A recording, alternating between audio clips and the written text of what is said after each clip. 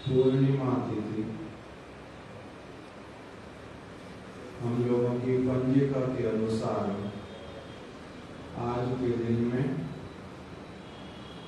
श्री बलराम जी का रास महोत्सव,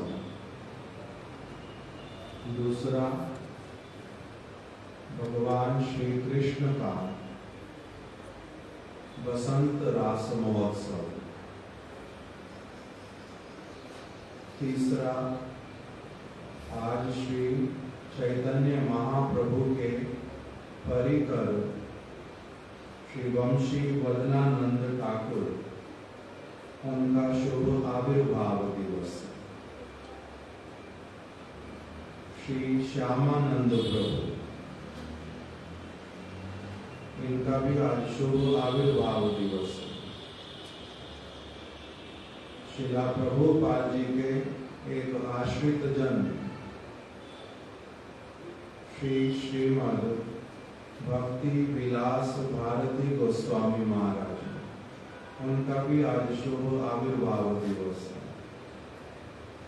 हमारी पंजिका में तो लिखा नहीं है, किंतु साधारण इस जो लोग भगवान रामचंद्र के भक्त, उनको विशेष रूप में पता होगा, ठीक ठीक रूप में तो, किंतु आज के दिन में हनुमान जी का भी आविर्भाव है, ऐसा वाला सभी लोगों का, बहुत सारे लोगों का मानना है। तो आज हनुमान जी का भी आविर्भाव, तो इसलिए एक साथ में बहुत सारी क्या है, शुभ तिथि है, एक ही तिथि में समागम। आज की तिथि जो है पूर्णिमा, माघ मास की पूर्णिमा, आज माघ मास समाप्त हो जाएगा और कल से वैशाख मास प्रारंभ होगा। इसीलिए हम लोग इसी तिथि के संबंध में ही जो आज श्री बलदेव जी का रास पूर्णिमा और जो सारी तिथियां हैं उसके विषय में थोड़ा थोड़ा कुछ श्रवण कीर्तन इत्यादि करेंगे, जिससे कि हमारा जो है ये तिथि का पालन सुष्ठु रूप में हो पाए।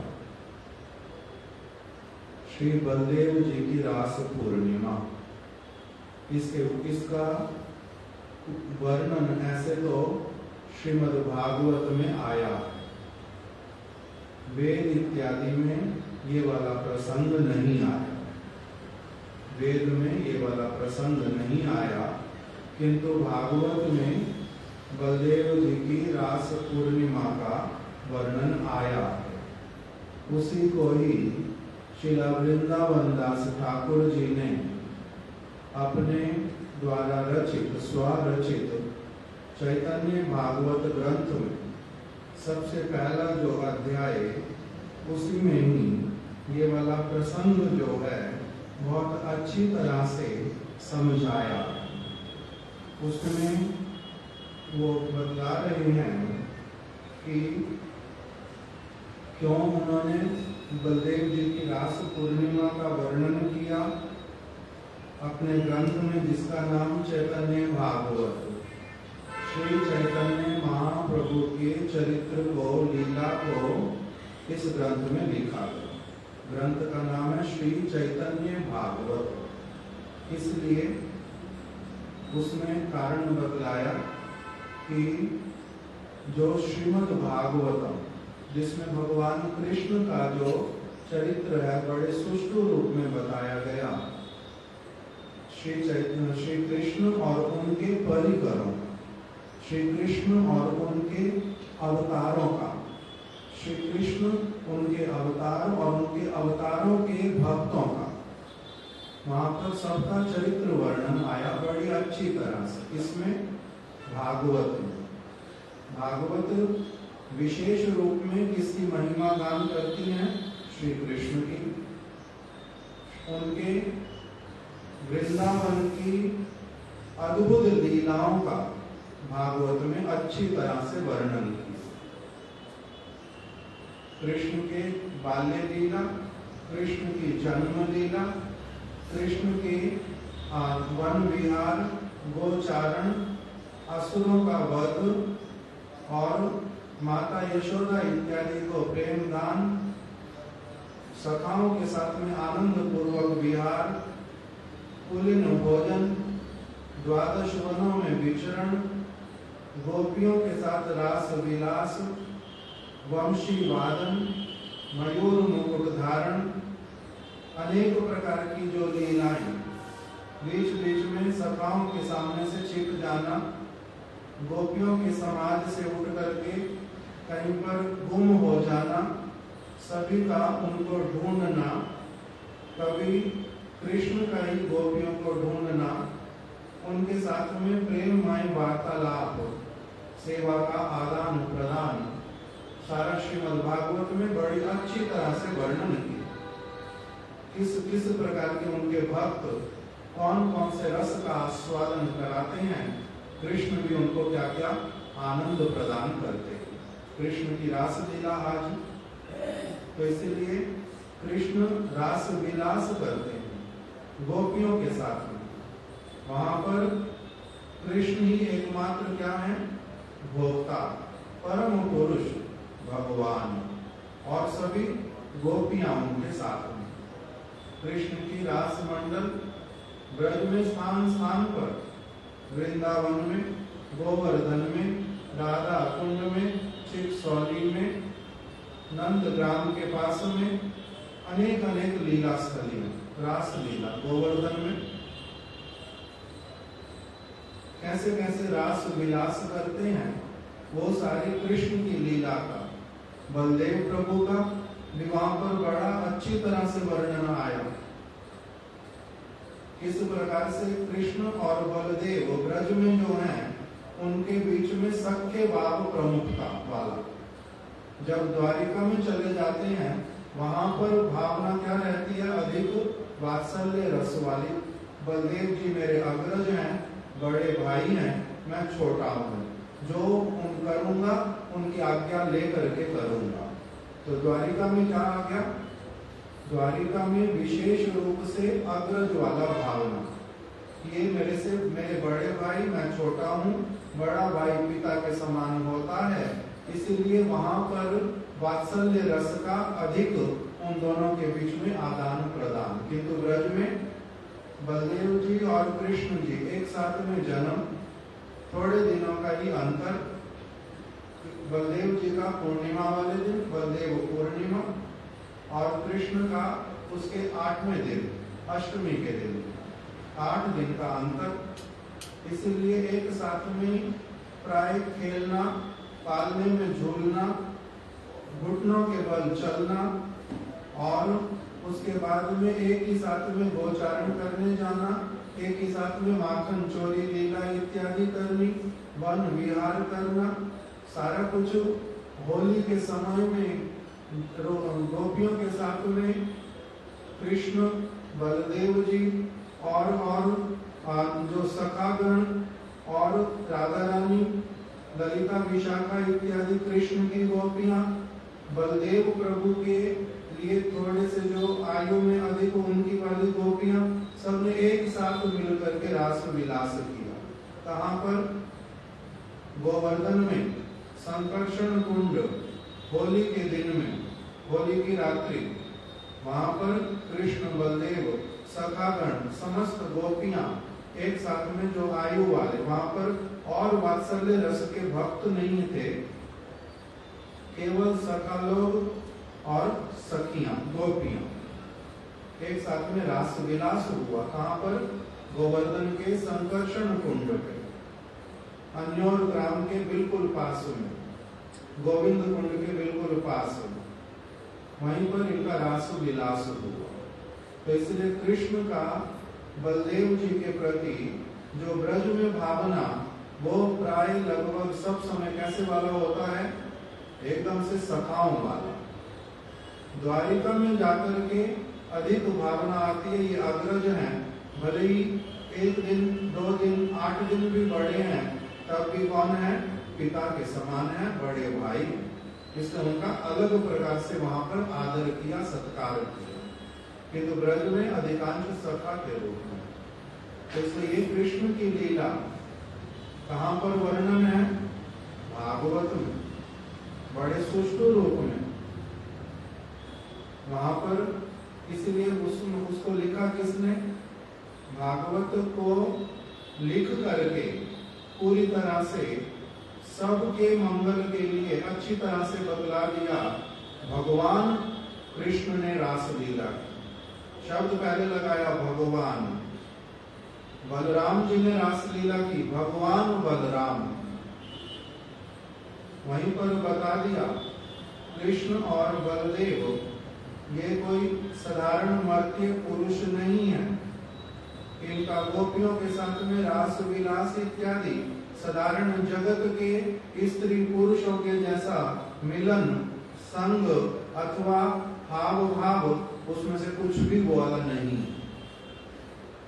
तो वो जो अद्भुत लीलाएं भगवान श्री कृष्ण ने ब्रज में की विशेष रूप में, उसका कहाँ पर वर्णन आया?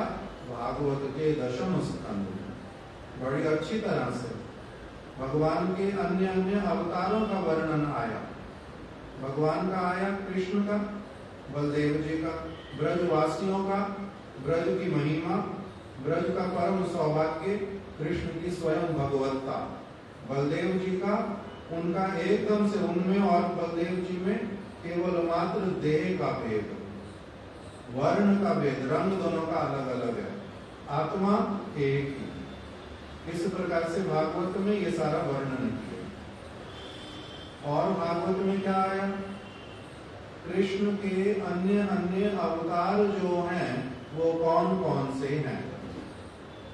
नरसिंह भगवान का वर्णन आया, वराह भगवान का आया, वामन भगवान का महाप्रसंग आया। इस प्रकार से राम भगवान का बहुत संक्षेप में आया। तो इस प्रकार से भगवान पहले विशेष रूप में भागवत किसके लिए?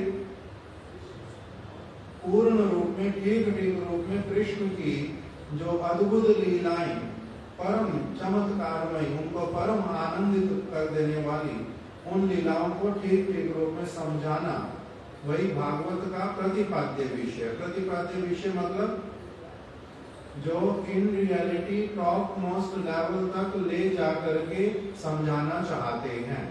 पहले वाली जो बाकी सारी कथाएं वो भूमिका है, भूमि का स्वरूप बतलाना प्रारंभ किया कि किस प्रकार से सुखदेव गोस्वामी को परीक्षित महाराज मिले और व्यास जी को सुखदेव गोस्वामी मिले, शौनक आदि ऋषियों को सूत गोस्वामी मिले, कैसे वहां पर भगवान की कथा का प्रसंग उठाया। इस भगवान की कथा कीर्तन श्रवण करना ही परम मंगल का जो है वो परम मंगल का वास्तविक रूप में कार्य है। इस प्रकार से भागवत को प्रारंभ किया। शांति नहीं है व्यास जी के हृदय में, शांति चाहते हैं। नारद जी गुरु हैं, उन्होंने बतलाया कैसे शांति मिलेगी। ऐसे करके प्रसंग उठाया और बीच बीच में एक एक करके नारद जी ने किसको क्या उपदेश दिया, कौन से भगवान वंश में कौन से भगवान अवतरित हुए, ये सारा भगवान के अवतारों का और उन अवतारों के भक्तों का भी वर्णन आया। भागवत में सकाम भक्तों का वर्णन आया, निष्काम भक्तों का वर्णन आया, ज्ञानी भक्तों का वर्णन आया, प्रेमी भक्तों का वर्णन आया, वास्तविक भक्त बनने की कामना करने वाला साधक कैसा होता है उसका वर्णन आया, भक्त बनने की कामना जो करता है उसको कैसे होना चाहिए उसका वर्णन आया सारा। तो ये तो हो गई भागवत, जिसमें भगवान कृष्ण की समस्त पर तत्व है, वो पर ब्रह्म है, सभी अवतारों के भी मूल कारण है, सारी सृष्टि के रचयिता हैं, वो बहुत विशेष पर्सनैलिटी, उनके अद्भुत गुणों का भी वहां पर वर्णन किया। अद्भुत अद्भुत गुण भगवान के, प्रहलाद महाराज जी के प्रति नरसिंह भगवान का अद्भुत गुण वर्णन किया, कैसा वात्सल्य उनके प्रति, और बलि महाराज जी के प्रति वामन देव की कैसी कृपा, उसका अद्भुत वर्णन किया। भक्त के प्रति भगवान की कैसी कृपा होती है।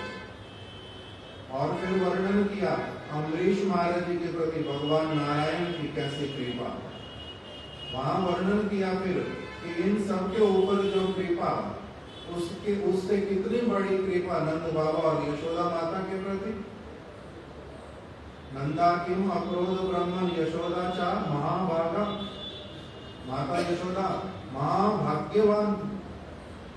स्तन्यम यथा पपो हरि।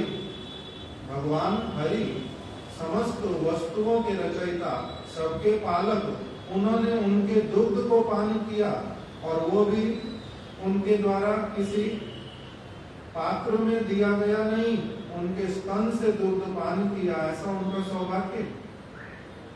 फिर बतलाया कैसा गोपियों का सौभाग्य, जिनके लिए कृष्ण क्या हो जाते हैं, ना पारे आम निर्वद्य संयुजाम, जिनके लिए क्या कहते हैं, मैं तुम्हारे प्रेम का इतना ऋणी कि मैं सब समय तुम्हारे चरण कमलों की धूलि में स्नान करना चाहता हूँ। मैं जितने भी जन्म क्यों न ले लूं, मैं तुम्हारा ऋण नहीं उतार सकता। तुम मेरे को इतना अधिक, तुम लोग मेरे को प्रेम करती हो। मैं भगवान बहुत बड़ा होने पर भी सेवा के वशीभूत होता हूँ, तुम्हारे प्रेम के वशीभूत हो गया। इस प्रकार की लीलाओं का, जहाँ पर राधा रानी के चरणों को देख करके कृष्ण यमुना के तट पर इमली तला में हाथ जोड़ करके लज्जित होकर के खड़े हो जाते, जहाँ पर उनका नाम ले लेकर के पुकारते हैं, रास करने की कामना करने पर वंशी बजाते हैं और सबको आकर्षित करते हैं, उनके साथ में रास करते हैं। ये सारी की सारी लीलाएं बड़ी अच्छी तरह से कहाँ पर वर्णित हैं, भागवत में। लिखा किसने है इसको, श्री वेद व्यास जी ने। साधारण व्यक्ति नहीं है वेद व्यास त्रिकालज्ञ। वेद व्यास जी कौन है, शक्त्यावेश अवतार भगवान के। वेद व्यास जी हैं नारद जी के परम भक्त, परम शिष्य, जगत वासियों का सब समय मंगल करने में रत। वास्तविक जिनको गुरु की उपाधि दी जाती है वो है व्यासदेव। इसलिए उनके नाम के साथ क्या लगाते हैं, व्यास पूजा। ये उनकी पूजा करने की विधि, वो व्यास है। ये पूजनीय वस्तु, भगवान के जैसे पूजनीय, ये है व्यास। तो उन व्यास ने क्या किया था, परम सत्य जो तत्व, उसको उन्होंने निरूपण किया। कोई भी एक भी बात ऐसी वाली नहीं होगी जिसमें कि क्या होगा, असत्य, जिसमें होगा कोई संशय, जिसमें होगा कोई मनोकल्पना, जिसमें कुछ भी होगा कि जो कविता, ऐसे वाला कुछ भी नहीं उसमें। परम सत्य की, परम सत्यमय जो सारी बातें, उसको उन्होंने बड़ी अच्छी तरह से उसमें लिख कर दिया। इसलिए श्री वेद व्यास जी सबके गुरु। इसलिए उनके लिए क्या कहा, वे क्या नाम आया, तो चैतन्य लीलार व्यास वृंदावन दास। उससे पहले आया कि कृष्ण की लीला को जिसने वर्णन करके रखा, उनका नाम क्या है, व्यास, वेद व्यास। और कृष्ण जो है वो कौन, महाप्रभु के रूप में आविर्भूत हो गए। कृष्ण महाप्रभु के रूप में आविर्भूत हुए कहाँ पर, कृष्ण की लीला ब्रज में। वही कृष्ण जब राधा रानी के भाव को लेकर के और उनकी अंग कांति को लेकर के और किसी विशेष लीला को प्रकटित करने के लिए अवतरित हुए, तो कहाँ पर अवतरित हो गए, श्री नवद्वीप धाम में, मायापुर के अंतर्गत, माता शची के गर्भ से। वहां पर उन्होंने जन्म ग्रहण किया गौरांग महाप्रभु के रूप में। फिर उन्होंने 24 वर्ष लीला की नवद्वीप धाम में और 24 वर्ष लीला की जगन्नाथपुरी में। जगन्नाथपुरी वाले 24 सालों में से 6 वर्ष जो है वो भ्रमण में गए, कभी दक्षिण भारत, कभी उत्तर भारत, और बाकी 18 साल जगन्नाथपुरी में वास किया। ये 48 वर्ष पूरे जगत में जो वो रहे, उसमें उन्होंने किस किस प्रकार की लीला की, क्यों आए थे इस जगत में, क्या उन्होंने किया, किस कौन कौन से भक्त उनके साथ आए थे, ये सारा कुछ वर्णन जिन्होंने कर दिया बड़ी अच्छी तरह से। उनका नाम श्री वृंदावन दास ठाकुर, और उन्होंने वेद व्यास जी के ग्रंथ का नाम श्रीमद् भागवत, आगे महापुराण, वो पुराण के अंतर्गत, पुराणों में सात्विक पुराण, सात्विक पुराणों में सबसे श्रेष्ठ उसका नाम दिया श्रीमद् भागवत, वो वेद व्यास जी ने लिखा। इसलिए दूसरा फिर लिखा चैतन्य लीला व्यास वृंदावन दास। चैतन्य लीला के, कृष्ण लीला के व्यास कृष्ण द्वैपायन वेद व्यास, और चैतन्य महाप्रभु की लीला के व्यास वृंदावन दास। ये वृंदावन दास ठाकुर इनका नाम। जिन्होंने कृष्ण की लीला का वर्णन किया उनका नाम कृष्ण द्वैपायन वेद व्यास, और जो चैतन्य महाप्रभु की लीला का जिन्होंने वर्णन किया उनका नाम क्या, वृंदावन दास ठाकुर, इनका नाम भी वेद व्यास। इसलिए कह दिया चैतन्य लीला व्यास। चैतन्य लीला के जो व्यास हैं उनका नाम क्या है, वृंदावन दास।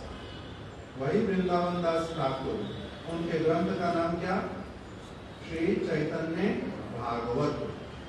कृष्ण की लीला के ग्रंथ का नाम श्रीमद् भागवत, और इनके ग्रंथ का नाम क्या हो गया, श्री चैतन्य भागवत। उस चैतन्य भागवत के सबसे पहले अध्याय में व्यास जी किसके शिष्य हैं, व्यास जी नारद जी के शिष्य, अभी बताया नारद जी के शिष्य। और वृंदावन दास ठाकुर जो ये किसके शिष्य हैं, श्री नित्यानंद प्रभु के। इनके गुरुदेव हैं श्री नित्यानंद प्रभु, ये उनके शिष्य।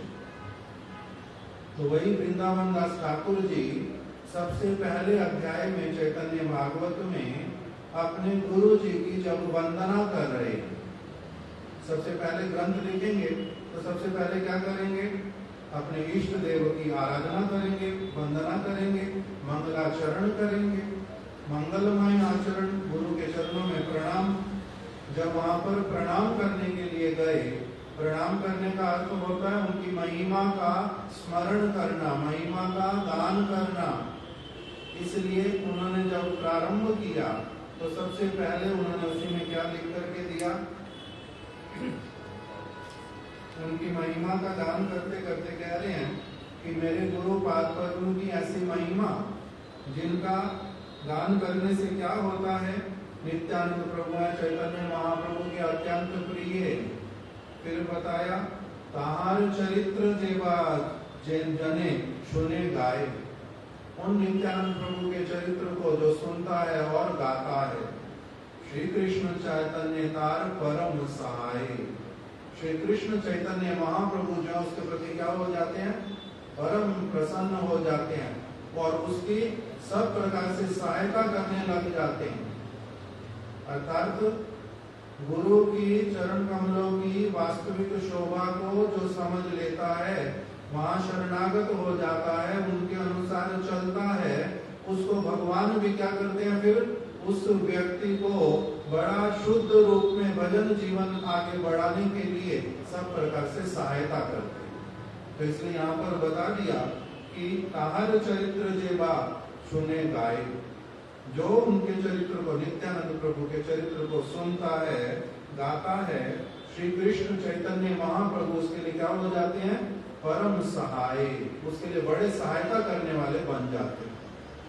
महाप्रीत है तारे महेश पार्वती, जो आस्तिक लोग हैं, जिनको दृढ़ विश्वास है कि भगवान है, भगवान के परिकर हैं, भगवान का धाम है, महेश पार्वती हैं, ब्रह्मा जी हैं, भगवान के दिशा निर्देश अनुसार ये सभी कार्य करते हैं। ऐसे वाले जो लोग आस्तिक लोग जो अच्छी तरह से समझते हैं, उनके लिए कह रहे हैं महाप्रीत है कार्य महेश पार्वती, शंकर जी और पार्वती एक गुरुनिष्ठ भक्त उसके प्रति बड़े प्रसन्न हो जाते हैं।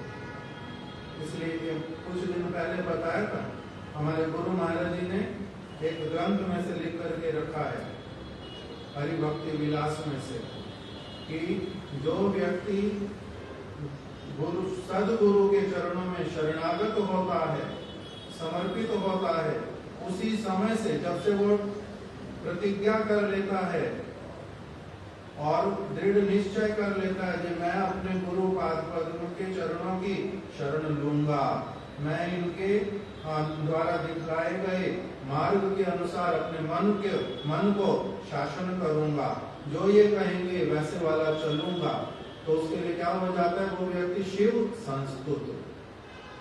शिव संस्तुत मतलब उस व्यक्ति की शिव जी भी आकर के बड़े प्रसन्नता पूर्वक आराधना करने लग जाते हैं और उसकी सहायता करने लग जाते हैं। शिव संस्तुत हो जाता है व्यक्ति यदि सदगुरु के चरण आश्रय में ठीक रूप में शिष्य बने।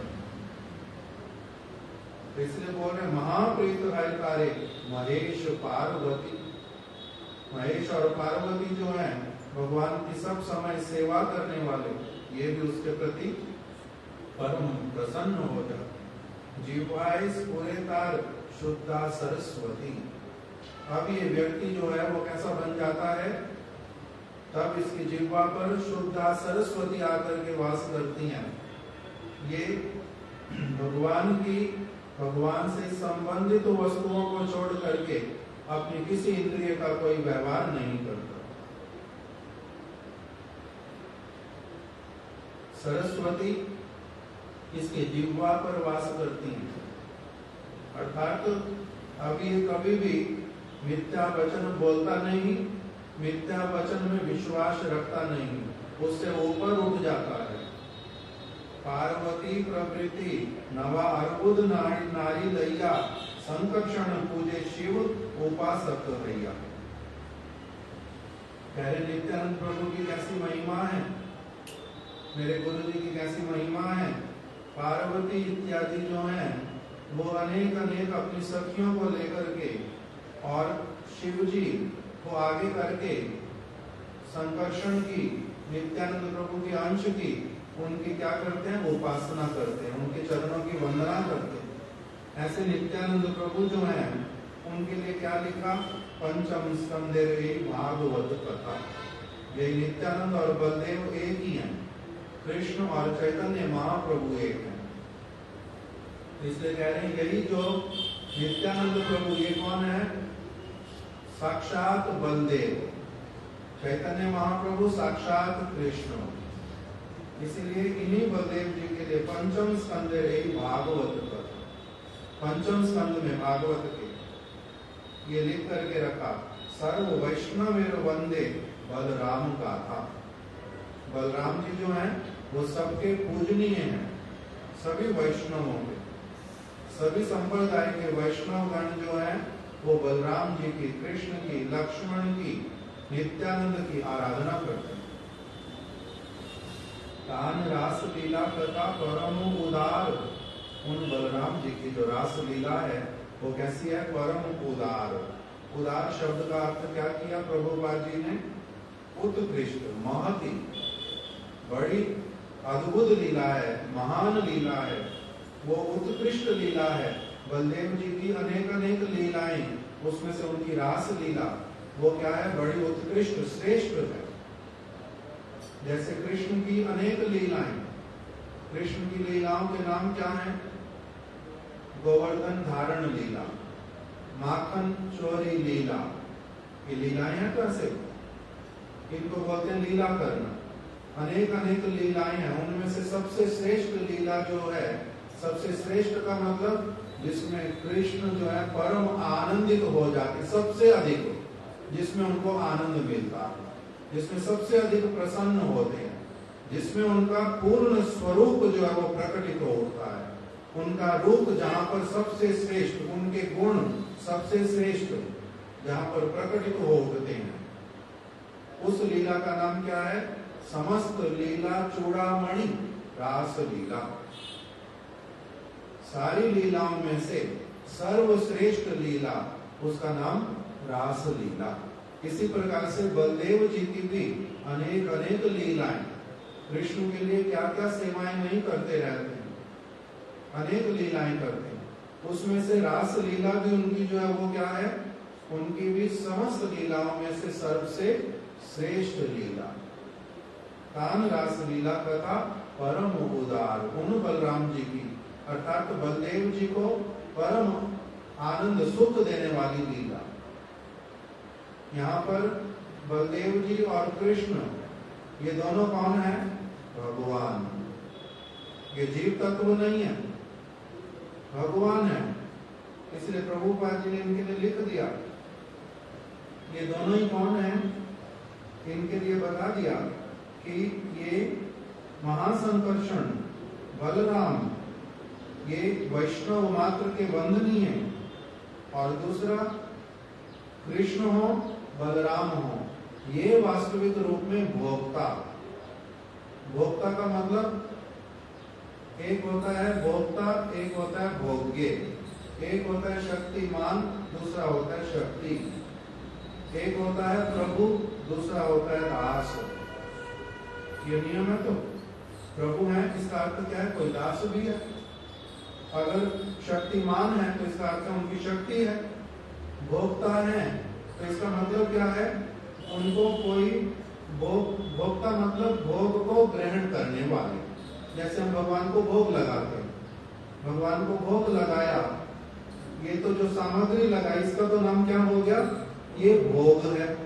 जो उस भोग को स्वीकार करने के वास्तविक योग्य हैं, समर्थ हैं, जो प्रभु हैं उसके वास्तविक रूप में, जिनका सब कुछ है, वो कौन है? भोग को वास्तविक रूप में ग्रहण करने के योग्य, भोग जिनके लिए बना है, भोग की सामग्री जिनसे सारी आई है, भोग उन्होंने बनवाया ही किसके लिए है? उत्पन्न ही किसके लिए कराया है? अपने लिए। तो ऐसा जो भोग को भोगता है, ग्रहण करता है, भोगता है मतलब नेगेटिव सेंस वाला नहीं, भोग को ग्रहण करता है, भोग को लेने में समर्थ है, उसको बोलते हैं भोक्ता। ये वास्तविक रूप में कौन है भोक्ता? उसके लिए प्रभुपाद जी ने लिखा वास्तविक भोक्ता कृष्ण, वास्तविक भोक्ता बलराम। ये है योग्य पात्र उन वस्तुओं को लेने के। अगर हम किसी भी वस्तु को भोग करते हैं भगवान को दिए बिना, हमने क्या किया? चावल, रोटी, दाल, सब्जी इत्यादि, कोई भी स्थान, कोई भी वस्त्र, कोई भी गाड़ी, कोई भी चीज हमने ले ली और अपने लिए अपना यूज करने लग गए। मेरी आंखों को अच्छा लगता, मेरे हृदय को अच्छा लगता, मेरे कानों को अच्छा लगता, मैं बड़े आराम से सो रहा हूँ बिस्तर पे, बिस्तर मेरा, कोई भी चीज जो मैं अपने लिए करता हूँ उसके मैं योग्य नहीं हूँ, उसके लिए मुझे दंड मिलता है। क्यों? क्योंकि उसमें से कोई भी चीज मेरे लिए नहीं बनी है, मैं उसका प्रभु नहीं हूँ। प्रभु है भगवान, उनकी किसी भी चीज में से मैं कुछ भी लेता हूँ, मैं क्या कहलाता हूँ? चोर, मैं कहलाता हूँ दुष्ट व्यक्ति, पापी। इसलिए भगवान किंतु कौन है? जिनका सारा कुछ है, वही क्या है? उन वस्तुओं के भोक्ता। उन्होंने क्यों बनाया सारी वस्तुओं को? अपने आनंद के लिए, अपने सुख के लिए। सारी वस्तुएं उन्हीं की हैं, सब कुछ उन्हीं का, इसलिए उनका नाम क्या हो जाता है? भोक्ता। भोग की सामग्रियां हैं बहुत सारी, और एक कौन है? भोक्ता है, वही भोक्ता श्री कृष्ण। और उन्हीं का ही जो बलदेव प्रभु हैं वो उनसे अभिन्न, अलग नहीं है, दो देह हैं किंतु एक ही। इसका ठीक से बाद में वर्णन बतलाऊंगा। तो उसी में लिख करके रखा कि ये बलदेव प्रभु, एक क्या हो गए? भोक्ता, एक हो गया भोग, और तीसरा क्या हुआ, जो भोग ला करके देता है उसको क्या कहते हैं? यहाँ तो हम बोलते हैं पुजारी जी ने भोग लगाया, पुजारी का नाम जो है वो क्या है? भोग्य। भोग, भोक्ता और भोग्य। जो भोग को निवेदन करता है, तैयारी करता है और जिनके लिए है उनको ला करके प्रस्तुत कर देता है, तो ये कौन हुआ? भोक्ता। सामग्री का नाम क्या हुआ? भोग। और जो प्रदान करता है उस सामग्री को जिनके लिए है उनको ही, किसी और को नहीं। शंकर जी को भोग नहीं लगता, हनुमान जी को भोग नहीं लगता, कि देवी को भोग नहीं लगता, ब्रह्मा को भोग नहीं लगता। क्यों?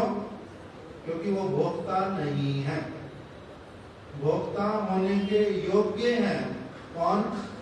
भगवान श्री कृष्ण, बलराम जी और जितने सारे विष्णु तत्व। नरसिंह भगवान को भोग लगेगा, राम भगवान को भोग लगेगा, वराह भगवान को भोग लगेगा, वामन जी को भोग लगेगा, किंतु शंकर जी को नहीं लगेगा, ब्रह्मा जी को नहीं लगेगा, देवी दुर्गा को नहीं लगेगा, हनुमान जी को नहीं लगेगा। क्यों? क्योंकि वो भोक्ता नहीं है। वो कौन है? भोग्य। उनका नाम वो आ जाते हैं भक्त तत्व में, और कृष्ण तत्व, विष्णु तत्व उनको भोग लगता है। इसलिए तुलसी किसके चरणों में देते हैं? कृष्ण के चरणों में, राम के चरणों में, नित्यानंद प्रभु के चरणों में।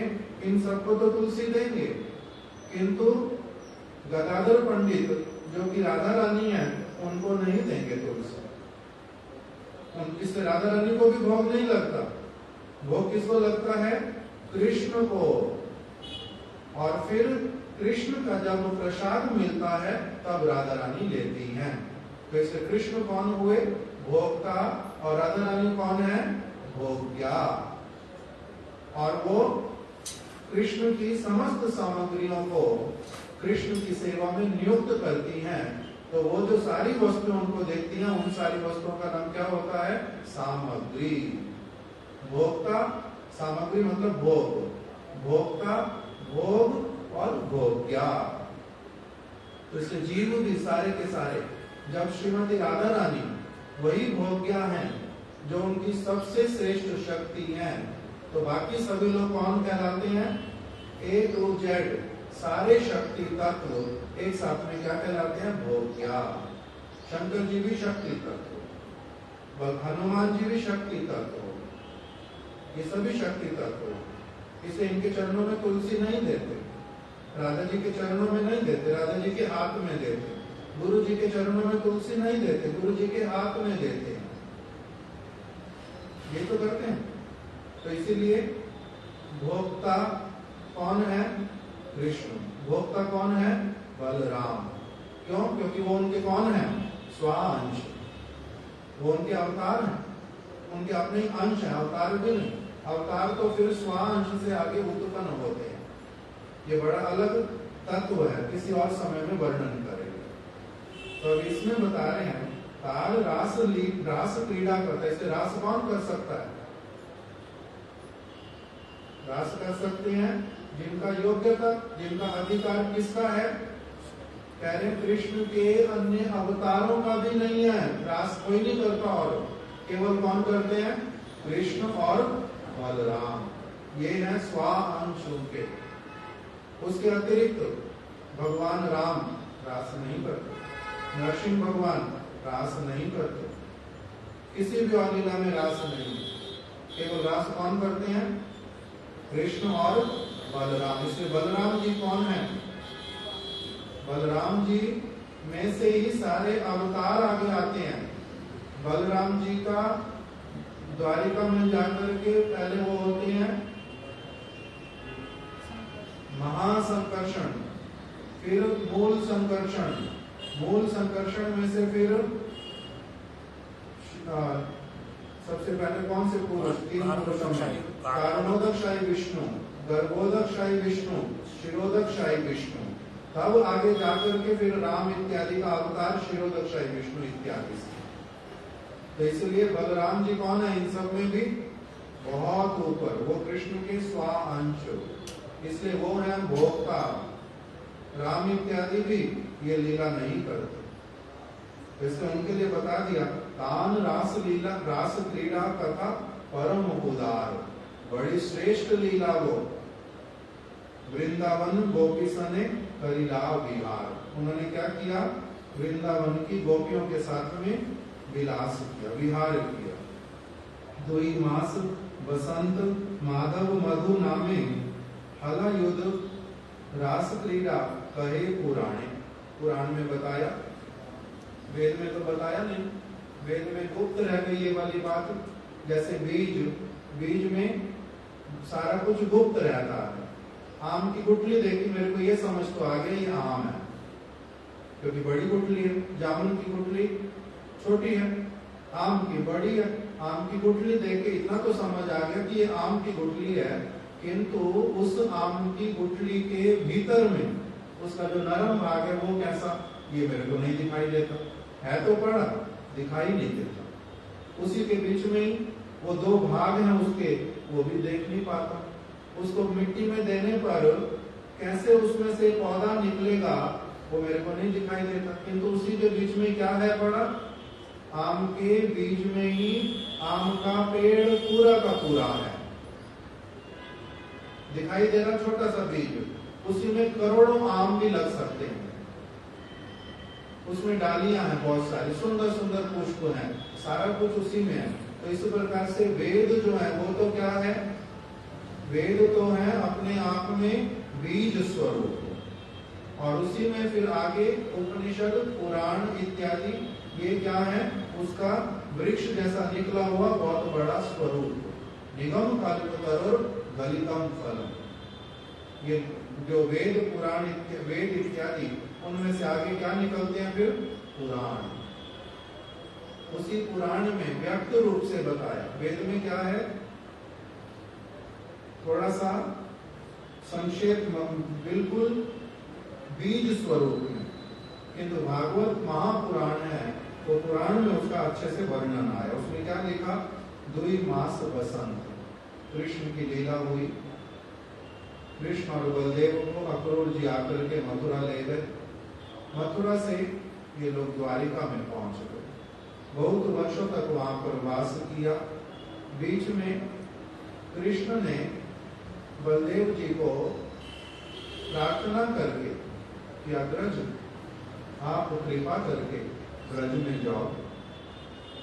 वहां के ब्रजवासी जो हैं वो बहुत अलग प्रकार की अवस्था में। वहां का संवाद में आपको क्या बदला, आप सब जानते हो कि वहां पर माता यशोदा की क्या अवस्था है, नंद बाबा की क्या अवस्था, सखाओं का किस प्रकार से जीवन होगा, गैयाएं क्या करती होंगी, बछड़े कैसे रहते होंगे, मयूर कोकिल कोकिल इत्यादि ये कैसे जीवन धारण करते होंगे, यमुना जी के कुलिन की क्या अवस्था होगी, गिरिराज गोवर्धन क्या करते होंगे, गोपियों के चित्त की अवस्था क्या होगी।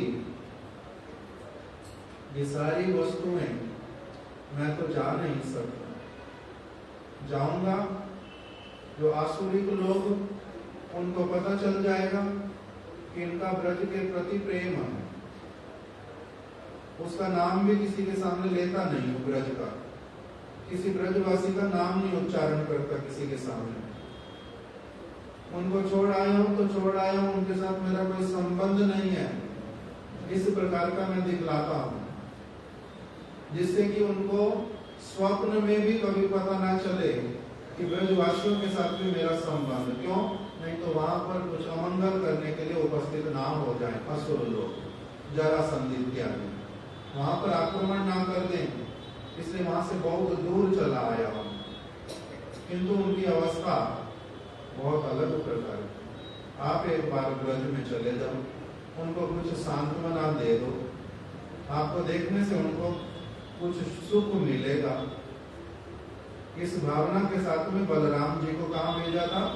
ब्रज में। यहाँ पर आकर के उन्होंने सभी को अपना दर्शन, अपना संग, वार्तालाप करना, उनसे कुछ सेवा ग्रहण करना, उनके चूल्हे जलवाना, उनको स्नान करने के लिए लेकर के जाना, उनके साथ कुछ वार्तालाप करना, सबको इकट्ठा बिठा लेना, ये सारी चीजें बलदेव जी ने वहां पर आकर के की। उसी में बतलाया कि जो गोपियां, उनके लिए क्या किया। 2 मास बसंत माधव मधु नामे। बसंत मास मतलब चैत्र मास, और वैशाख मास मतलब माधव मास। उस समय कृष्ण के समय में उनको मासों को क्या बोलते थे, बसंत का मास और माधव का मास। अभी हम लोगों को ये ना तो बसंत पता, ना माधव पता, ना चैत्र पता, ना वैशाख पता। क्या पता है? केवल जनवरी, फरवरी, मार्च, अप्रैल। हम लोग अंग्रेजों के शिष्य लोग, हम लोगों को वही पता, दूसरा पता नहीं चलता। किंतु ये इसी की बात बोल रहे हैं। आज जो पूर्णिमा, आज पूर्णिमा कौन से मास की? चैत्र मास की पूर्णिमा, अंतिम दिन। और कल से क्या शुरू हो जाएगा? वैशाख मास। तो यही जो 2 मास कौन कौन से? चैत्र और वैशाख, अथवा बसंत और माधव। 2 मास बसंत। इसलिए कृष्ण का आज कौन सा रास बोल दिया पंजिका में? बसंत रास। इसलिए क्योंकि पहले वाला जो मास है चैत्र मास, उसी को क्या कहते हैं? बसंत मास। स्पष्ट समझ आया? तो इसलिए बसंत, कृष्ण का बसंत रास, इसलिए उनका बसंत रास बोल दिया। और बलदेव जी का क्या बोल दिया? फिर बलदेव जी की रास पूर्णिमा, पूर्णिमा आज के दिन। तो 2 मास बसंत माधव मधु नामे हलायुध रास क्रीड़ा कहे पुराणे। पुराण में बतलाया, श्रीमद् भागवत पुराण में विशेष करके और एक स्थान पर बतलाया उनकी रास लीला का वर्णन। वो है श्रीमद् भागवत में और विष्णु पुराण में। 2 ग्रंथों का नाम दिया। दोनों पुराणों में बलदेव जी की रास लीला का बड़ी अच्छी तरह से वर्णन किया। से सकल श्लोक यही सुनो भागवते। भागवत में जो श्लोक लिखे हुए हैं बलदेव जी की रास लीला के, उसको सुनो। श्री शुक कहेन सुने राजा परीक्षित। सुखदेव गोस्वामी ने वर्णन किया, राजा परीक्षित ने श्रवण किया। क्या श्रवण किया? सुखदेव गोस्वामी ने कहा, श्री वृंदावन धाम में चैत्र और वैशाख ये 2 मास, इनकी रात्रि के समय में, निशा काल में, रात्रि के समय में गोप रामागणे रति वर्धन पूर्वक श्री बलदेव अवस्थान को लिए। बलदेव प्रभु ने क्या किया? जो ब्रज की गोपियां हैं, गोपियों के आनंद को, उनकी रति को वर्धित करने के लिए बलदेव जी ने उनके साथ में रास किया। तो इसको नाम दिया। किस स्थान पर किया? उसके लिए नाम बताया श्री राम घाट। ब्रज में जब जाते हैं, गुरुदेव परिक्रमा करवाते थे तो लेकर के जाते थे श्री राम घाट, जमुना जी के तट पर एक, वहीं राम घाट पर ये वाला बलदेव जी का रास हुआ। आगे फिर बताया कि पूर्ण चंद्र जिस समय निकला हुआ, आज पूर्णिमा है तो पूर्णिमा के दिन क्या होता है? चंद्र पूर्ण रूप में प्रकटित होता है। पूर्ण चंद्र और उसकी किरणें, पूर्ण चंद्र की किरणें, ऐसे वाला ब्रज का स्थान जहाँ पर वृक्ष, लता, पता इत्यादि तो सब कुछ है ही पड़ा, अत्यंत सुंदर, किंतु साथ ही साथ में ऐसे वाले वहाँ पर मैदान भी हैं जहाँ पर चारों ओर सब कुछ, किंतु बीच में केवल घास अथवा छोटे छोटे पौधे। उसी स्थान पर जहाँ पर चंद्र की किरणें बड़ी अच्छी तरह से पड़ रही थी, उस स्थान पर बलदेव प्रभु ज्योत्सना विकसित कुमुद कदम्ब, वहां पर निकट में बड़े सारे कदम्ब के वृक्ष और उन कदम्बों पर बड़े सुंदर पुष्प लगे हुए और उनकी अत्यंत सुगंधित, जो वायु में उनकी सुगंध चारों ओर वहां पर प्रवाहित। और कुमुद, रात्रि के समय में चंद्र निकल आया तो इसीलिए लिली, एक प्रकार का बहुत सुंदर पुष्प जो कि चांदनी के आने पर साथ साथ खिल उठता है, उसको बोलते हैं कुमुद का पुष्प। जैसे सूर्य को देखने से कमल खिलता है, चंद्र को देखने से कौन खिलता है? कुमुद। तो वो कुमुद के, जमुना जी के उस स्थान पर सारे कुमुद के बहुत सारे पुष्प जो हैं वो पूरी तरह से वहां पर खिल उठे थे। और वहीं पर ही जो वायु समीर जो है वो यमुना के उस पुलिन पर स्वच्छंद रूप में कदम्ब के पुष्पों की साथ ही साथ में कुमुद के पुष्पों की सुगंध को लेकर के वहां पर प्रवाहित हो रही थी। यमुना के उस पुलिन पर गोपियों के साथ में परिवेष्टित होकर के, परिवेष्टित होना मतलब उनसे घिर करके श्री बलराम जी जो हैं उन्होंने क्रीड़ा करनी प्रारंभ की। उसमें आगे फिर क्या कहा कि हस्तिनी यूथपति इंद्र हस्ती ऐरावतिर न्याय स्वीय गोपीगण परिशोभित मंडल मध्य अवस्थित होइया भगवान श्री राम स्वच्छंदे विहार करिते थाकिलेन तत्काले गंधर्वगण ताहार स्तव करिते चले। पहले उन्होंने रास करना प्रारंभ किया। जिस प्रकार से बहुत सारी हथनियों के साथ में हाथी बड़े आनंद के साथ में वन में विचरण करता है, उसी प्रकार से अनेक अपनी गोपियों के साथ में श्री बलराम जी जो हैं वो विहार करने लगे। और वहां पर गंधर्व लोग जो हैं, गंधर्व लोग अर्थात स्वर्ग में रहने वाले ऐसे वाले व्यक्ति जिनका कंठ बहुत मधुर, और जब वो गाते हैं तो ऐसा लगता है कोई अमृत का पान करा रहा है। तो वो गंधर्व गण जो हैं वो सारे गान करने लगे, बलदेव जी का स्तव करने लगे। इसलिए स्तव करने लगे बलदेव जी का, कह रहे उनका क्या कहें, केवल गंधर्वों का। जे स्त्री संग मुनि गणे करे न निंदन तारा हो रामेर रासे करे न स्तवन। बलदेव जी के रास लीला का स्तव करते हैं, स्तुतियां करते हैं, वंदना करते हैं, उसको स्मरण करते हैं, उसका दान करते हैं, उसमें हमारा भी कभी प्रवेश हो, कभी देखने के लिए मिले, इस प्रकार की कामना करते हैं। कौन? मुनिगण। कौन से मुनि? व्यास मुनि, शुक मुनि, परीक्षित महाराज और सूत गोस्वामी, इस प्रकार के मुनिगण जो हैं ये क्या करते हैं? ऐसी रास लीलाओं की वंदना करते हैं, उसका दान करते हैं, उसके तत्व को समझते हैं। ये हो क्या रहा है? ये कौन है व्यक्ति? ये बलदेव, ये है स्वयं भगवान। भगवान होकर के गोपियों के साथ में रास कर रहे हैं। ये कैसी लीला है भगवान की? ये उनको क्यों करना होता है? साधारण जगत के व्यक्ति इससे क्या समझेंगे, क्या इससे शिक्षा लेंगे? इसको ये कैसे साधारण जगत के लोगों की काम क्रीड़ा से अलग है? जो लोग घर छोड़ आए, संसार छोड़ दिया, जिनकी आसक्तियां कुछ नहीं है, जिन्होंने आत्मा तत्व को अच्छे से समझ लिया, जो विषय में पूर्ण रूप में अनासक्त हैं, जो सब समय भगवान की लीला का दान करते हैं, परम पवित्र जीवन जीते हैं, जिनको संसार के किसी विषय से कुछ लेना देना नहीं है, जो आत्मदर्शी, आत्मा का दर्शन करते हैं, भगवान की लीला में प्रवेश कर जाते हैं, जो वहां पर समस्त लीलाएं करते हैं।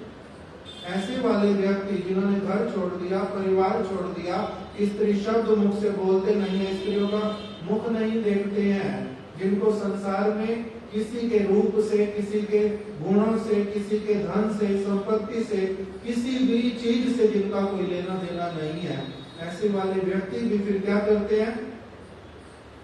ये स्त्री और पुरुष के रास की वंदना करते हैं, स्तुति करते हैं, उसका गान करते हैं, उसका स्मरण करते हैं, उसके लिए वंदनाएं करते हैं, उसको प्रणाम करते हैं। क्यों ऐसा करते हैं? वहां भी तो वही स्त्री और पुरुष, यहाँ स्त्री को छोड़ दिया, वहां पर स्त्रियों का जो रास हो रहा है उसका प्रसंग स्मरण करते हैं, गान करते हैं, चाहते हैं हृदय में पूरी तरह से उतर जाए। ये क्या बात हुई? इसकी जो चिंतन करते, कौन बैठ करके? मुनिगण। किस लिए? क्योंकि ये और वो दो बहुत अलग वस्तु हैं। ये संसार, वो संसार बहुत अलग। यहाँ पर केवल देह का व्यापार, यहाँ पर केवल क्षणिक सुख, यहाँ पर केवल इंद्रियज सुख, पशु वाला सुख, ये वस्तु अपवित्र। किंतु वो वस्तु में इस प्रकार का हीनता, इस प्रकार का दुर्गुण, इस प्रकार का कोई कलमश कुछ भी वहां पर नहीं। वहां पवित्र प्रेम प्रवाहित होता है। पवित्र प्रेम में और सांसारिक प्रेम में क्या अंतर होता है? जो इसको अच्छी तरह से समझ लेता है वो फिर इस लीला की क्या करता है? स्तुति करता है, वंदना करता है। निर्मल प्रेम किसको कहते हैं? जैसे इस संसार में अब केवल कहते हैं कि स्त्री की निंदा करते हैं, यहाँ पर स्त्री पुरुष की बात नहीं है। वास्तविक रूप में भोगमय वृत्ति वाले सारे जीवों की, हाथी हो हथनी हो, कुत्ता हो कुत्ती हो, गधा हो गधी हो, घोड़ा हो घोड़ी हो, मनुष्य हो, मनुष्य में स्त्री हो पुरुष हो, जो मर्जी क्यों ना हो, जो भी व्यक्ति भोग करने की प्रवृत्ति रखता है उसको एक साथ में सबका बता दिया। उनकी जैसी लीला ये वाली नहीं है, वो क्रीड़ा ऐसी वाली नहीं है, वो बड़ी पवित्र है। कैसे अंतर समझे? अंतर कैसे समझे इस चीज में? इस जगत में देखो, एक स्त्री अभी विवाह भी नहीं किया पुरुष के साथ में, विवाह होएगा, किंतु एक दूसरे के साथ में रहते हैं, बातचीत करते हैं, प्रेम हुआ। पुरुष हो या स्त्री, अगर सचमुच में एक दूसरे के प्रति हृदय थोड़ा दिया है तो उस स्थिति में क्या होता है? अगर वो स्त्री किसी और पुरुष के साथ में बात करने लगे अथवा उस स्त्री को कोई दूसरा पुरुष देखने लगे, या फिर पुरुष को कोई और स्त्री उससे बात करने लगे या वो करने लगे, या उस पुरुष को कोई और स्त्री देखे, किसी को भी अच्छा लगता है? मैं जिससे प्यार करता हूँ ये मेरे साथ में रहे, मेरे को देखे, मेरे विषय में बात करे, मेरे साथ ही इसका संबंध हो, किसी और को ये देखे भी ना, किसी से बात ना करे, कोई भी इसको ना देखे, कोई इससे बात क्यों कर रहा है? इसकी माता बात करे, पिता बात करे, किंतु समान आयु की या फिर काम भावना से युक्त व्यक्ति वो इसको क्यों देखेगा और क्यों देखेगा? ऐसे होता नहीं होता?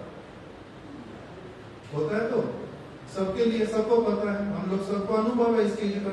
जिससे मैं किस प्रकार का प्रेम करता हूँ, काम भावना से युक्त होकर के, तो उसके प्रति क्या आ जाता है? स्थिति है या नहीं? कोई भी बताओ, झूठ बोल रहा हूँ? हमारा अनुभव है तो सबका यही अनुभव है। किंतु अगर कोई व्यक्ति भगवान का भजन करने लगे, राधा जी का करने लगे, कृष्ण का करने लगे, देवी का करने लगे, अकेली देवी का भी, अथवा कोई केवल हनुमान जी का भजन करने लगे, तो किसी को भी परेशानी होती है कि तुम मेरे अतिरिक्त देवी को क्यों नाम ले रहे हो? देवी देवी कह करके क्यों हनुमान हनुमान बोलते हो? कोई भी बोलता है? किसी को भी मन में असुविधा होती है, दुख होता है? क्यों नहीं होता? क्यों नहीं होता? पहले वाली स्थिति में दुख क्यों होता है, दूसरी वाली में दुख क्यों नहीं होता? क्योंकि यहाँ पर जो हमारा संबंध होता है संसार में, वो केवल बहुत निम्न है, बहुत उदार नहीं हो, संकीर्ण है, बहुत लिमिटेड है, बहुत अधिक उसमें कुंठा है, वो बहुत अधिक, बहुत लघु है। वो वाली वस्तुएं हम किसी के सामने करना नहीं चाहते। किसी के भगवान का भजन करने में छिपाएंगे? अगर एक पुरुष किसी दूसरी स्त्री से प्रेम करता है, वो अपनी स्त्री से छिपाएगा ना? नहीं छिपाएगा इस बात को। किंतु अगर भगवान के प्रति करता छिपाएगा? नहीं। तो बड़े स्पष्ट रूप में करेगा, सबके सामने करेगा, भगवान को बड़े प्रेम से पुकारेगा, रोएगा उनके लिए। जितना अधिक उल्टा उनके प्रति चटपट करेगा उतना अधिक सौभाग्यशाली होगा। यही होगा। तो अगर दोनों भक्त हों, पति भी पत्नी भी, जो ज्यादा भक्ति करेगा दूसरा वाला उसकी क्या करेगा? प्रशंसा करेगा कि बड़ी अच्छी तरह से भक्ति करते हैं, भगवान की ओर इनका मन लगता है, ये मेरा पति विषय नहीं है, ये संसार के लोगों की तरह नहीं है। ये वाली आएगी तो भावना। तो इसी छोटी सी चीज से कैसे अंतर दिखाई देता है कि कैसे वाला अंतर है। मेरे गुरु जी को और कोई भी ना देखे, मेरे गुरु जी के पास और कोई ना आए, मैं एकमात्र उनका शिष्य रहूंगा, गुरु जी किसी से बात ना करे, किसी के ऊपर कृपा ना करे। कोई भी ऐसा चाहता है? क्यों नहीं चाहते? उसमें उल्टा क्या होता है? गुरु जी सबके हैं, गुरु जी सबके प्रिय हैं, गुरु जी सबको उपदेश देते हैं, गुरु जी तो जगत गुरु है, इनके प्रति सबकी अच्छी भावना होती है, सभी इनकी सेवा करना चाहते हैं, और उल्टा सबको करनी चाहिए इनकी सेवा, सबको इनसे संबंध बनाना चाहिए, सबका इनके साथ में क्या होना चाहिए? सेवा वाला व्यवहार होना चाहिए। यही कामना करते हैं। तो गुरु के साथ में ऐसी कामना करते हैं, भगवान के साथ ऐसी कामना करते हैं, जिसके साथ में हम ऐसी कामना नहीं कर सकते। अंतर आ गया या नहीं आया? तो इसलिए एक का नाम हो गया काम, जो मेरा अपना है, जो संकीर्ण है, जो अंध है, जो छिप करके करना पड़ता, जो कि अलग अलग प्रकार की परिस्थितियों में करना पड़ता, जो निंदनीय है, इसकी हजारों तरह से निंदा की गई है। जो व्यक्ति इन सब की निंदा करते हैं वही क्या करते हैं? बलराम के रास की, कृष्ण के रास की वंदना करते हैं, उनकी वंदना करते हैं। किस लिए? परीक्षित महाराज पुत्र होकर के अपनी माता को कहते हैं, उत्तरा को, माता आप क्या करो? कृष्ण को ही अपना प्रियतम मान करके उनकी आराधना करो। अपनी माँ को कोई कहता है दूसरे पुरुष से प्रेम करो? दूसरे पुरुष, इस जगत में दूसरे पुरुष से प्रेम नहीं करना, वर्णाश्रम धर्म के अंतर्गत रहना, अपने आप को अपवित्र नहीं कर लेना, आप सती साध्वी स्त्री रहना, वही गर्व की बात होगी मेरे लिए, यही बालक सोचता है। किंतु जब भगवान की बात आई, परम बुद्धिमान परीक्षित महाराज, उन्होंने अपनी माता को क्या कहा? माता आप कृष्ण को ही, मेरा पिता जो है ना, ये तो देहधारी 5 तत्वों से बना हुआ, मिट्टी पानी अग्नि वायु आकाश का, ये तो मरणशील प्राणी है, ये आपके नित्य पति नहीं है, इस आत्मा के साथ आपका नित्य संबंध कभी नहीं रहेगा, वो कब के मर गए, आपका कब जाना हो जाएगा, कभी मिलना भी होएगा नहीं दोबारा, आपसे उनका संबंध केवल मात्र लौकिक था, भगवान की इच्छा से थोड़े समय के लिए हुआ था, किंतु वो नित्य संबंध नहीं। भगवान जो है वो आपके नित्य प्रियतम, उनके प्रति आप क्या करो? अभी से अच्छी तरह से अपने मन को पूरी तरह से उनकी तरफ देना प्रारंभ करो। पुत्र अपनी माँ को कह, सुखदेव गोस्वामी पुत्र हैं, व्यास जी पिता हैं। पिता अपने पुत्र को कभी नहीं कहता स्त्रियों की बात, पिता कभी नहीं कहता कैसे स्त्री और पुरुष आलिंगन चुंबन करते हैं, कैसे गले लगाते हैं दूसरे को, जब नहीं मिल पाते कैसे चटपट करते हैं। ये सारी बातें क्या पिता पुत्र के साथ करता है बैठ के? कोई भी पिता अपने पुत्र के साथ, सज्जन पिता नहीं करता। किंतु व्यास जी ने सुखदेव गोस्वामी को गोपियों की महिमा, उनकी सेवाएं, उनका श्रृंगार कैसा, उनके अंग प्रत्यंग कैसे, कैसे वो आलिंगन करती हैं कृष्ण को, किस प्रकार से उनका स्मरण करती हैं, कैसे चूमती हैं उनको, सारी बातों का अपने पुत्र के सामने बड़े आनंद के साथ में वर्णन किया। इसलिए क्योंकि कृष्ण और गोपियां साधारण जगत के स्त्री और पुरुष नहीं है। जैसे एक डॉक्टरी पढ़ाने वाला पिता अपने पुत्र को, स्टूडेंट पुत्र को, उसको क्या करता है? स्त्री के सब अंग प्रत्यंग दिखलाता है, नाम दिखा करके बोलता है और कहता है किस तरह से इसको ट्रीट करना पड़ता, इस अंग में क्या क्या होता है, इस अंग का दोष क्या होता, गुण क्या होता, सारा अपने बच्चे को बताता है, उसमें नहीं शर्माता। तो वो वाला प्रसंग जब डॉक्टर, प्रोफेसर अपने स्टूडेंट को जब पढ़ाता है तब उसमें क्या कहीं पर भी कोई खराब चीज होती है, खराब भावना होती है?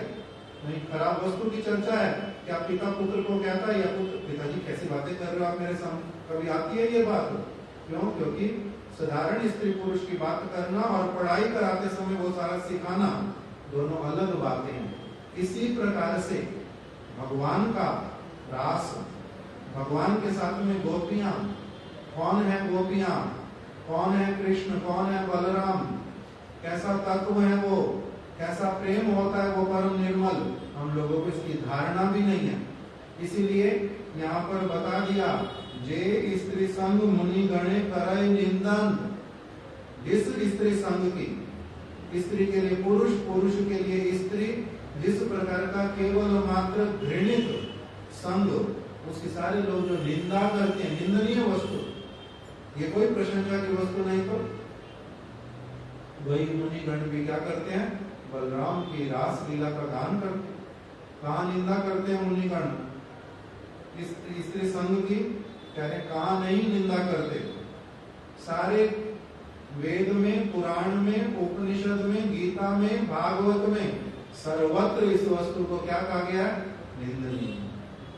जो इससे जितना बच सकता वो उतना सौभाग्यशाली, वो महात्मा, और जो इसी के भीतर में रमता उसी को निंदा किया, इसका जीवन बेकार।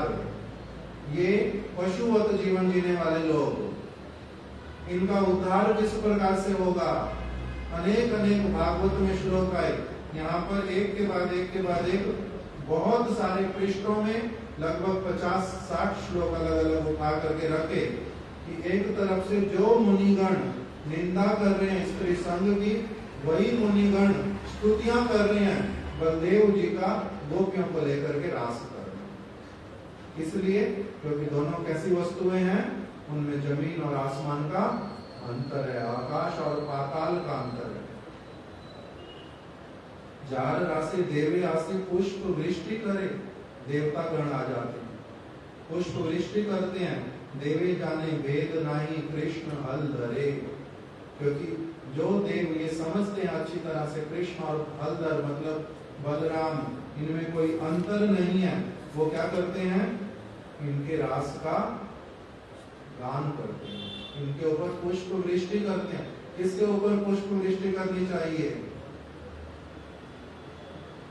पुष्प वृष्टि मतलब परम आदर देना, उनको सम्मान करना, प्रणाम करना, उनके वो हमारे प्रति प्रसन्न हो जाएं, उनके लिए पुष्प वृष्टि करना। इस प्रकार से पुष्प वृष्टि करना। चारी वेदे गुप्त बलराम मेरे चरित्र, आमी की बोली वो सब पुराने विदित। कह रहे ये सारा कुछ पुराणों में लिखा हुआ है। मूर्ख दोषे केवल जो ना देखी पुराण। कोई कोई मूर्ख व्यक्ति होता है। मूर्ख किसको कहते हैं? मूर्ख किसको कहते हैं? प्रभुपाद जी ने लिख करके रखा, शास्त्रेण सार व तात्पर्य उपलब्धि अभाव। मूर्ख केवल उसको नहीं कहते जिसको काका गागा पढ़ना लिखना नहीं आता, जिसको 1 2 3 4 नहीं आता, जिसको कोई भाषा नहीं आती, जो गूंगा है, जो सुनता नहीं है, इसको मूर्ख नहीं कहते। मूर्ख कहते हैं उसको, सुनता नहीं है उसको क्या कहते हैं? ये कौन है? बहरा है। मूर्ख है कोई? किसी की आंखें नहीं है उसको क्या कहते हैं? ये मूर्ख है। कौन है? अंधा है। किसी का कोई गूंगा है तो बोल नहीं सकता, उसको क्या कहते हैं? ये गूंगा है। कोई कहता है ये मूर्ख है? मूर्ख थोड़ा ना। मेरी माता मान लो विद्यालय में कभी नहीं गई, किंतु उनको रोटी बनानी आती है, सब्जी बनानी आती है, घर सफाई करना आता है, कोई आता है उनके साथ में बातचीत करनी आती है, सिलाई मशीन आती है, तो मूर्ख है ना? नहीं है। मूर्ख थोड़ा ना। मैं चोरी करता हूँ, मेरे को थप्पड़ लगाती है, मैं झूठ बोलता हूँ एकदम से पकड़ लेती है झूठ को मेरे, तो मूर्ख है? मूर्ख तो नहीं है। तो मूर्ख किसको कहते हैं फिर? मूर्ख किसको कहते हैं? अंधा बोलते हैं आंख नहीं है, बहरा बोलते हैं कान नहीं है, लंगड़ा बोलते हैं टांग काम नहीं करती। मूर्ख किसको कहते हैं? मूर्ख किसको कहते हैं? उसके लिए बतलाया जो शास्त्र के सार को अर्थात भगवान की बात का जो वास्तविक अर्थ नहीं समझता, जीवन में पालन नहीं करता, जो गीता को नहीं समझता, सुनता नहीं, समझता नहीं, पालन नहीं करता, उसको कहते हैं मूर्ख। जो रामायण नहीं सुनता, रामायण की बात के अनुसार चलता नहीं है, उसको कहते हैं मूर्ख। जिसने क्या किया है, भगवान की बात का वास्तविक अर्थ नहीं समझा, उसके जीवन में पालन नहीं करता, उसको कहते हैं मूर्ख। मूर्ख दोषे एक दोष है। ऐसे वाला व्यक्ति जो तात्पर्य नहीं समझता भगवान की बात का, जो भगवान की बात की चर्चा नहीं करता, उसको कहते हैं मूर्ख।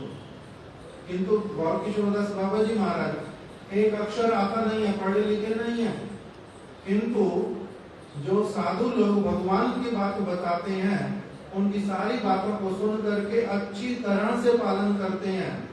इसे उनको क्या कहते हैं, ये है परमहंस, महापुरुष, महात्मा, ये सबसे विद्वान, सबसे विद्वान। पढ़े लिखे नहीं है तो क्या हुआ, उनको समझ आ गया मैं आत्मा हूं, शरीर से मैं अलग हूं, आत्मा भगवान का अंश है, उनको ये समझ आ गया। जगत का कोई व्यक्ति वंदनीय नहीं है, पूजनीय नहीं है, भगवान ही वंदनीय है, भगवान ही पूजनीय है, भगवान ही स्मरणीय है, भगवान ही सेवनीय है। जो इस वस्तु को अच्छी तरह से समझ गया, उसी को क्या कहते हैं, ये विद्वान है। नहीं तो दूसरा क्या है, मूर्ख।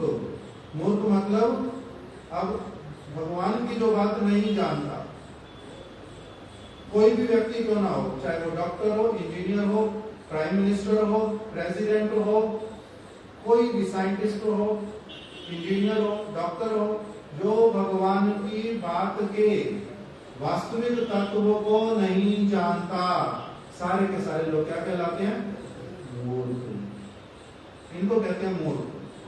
तो इसलिए उसके लिए बोल दिया मूर्ख दोषे के हो ना देखी पुराण।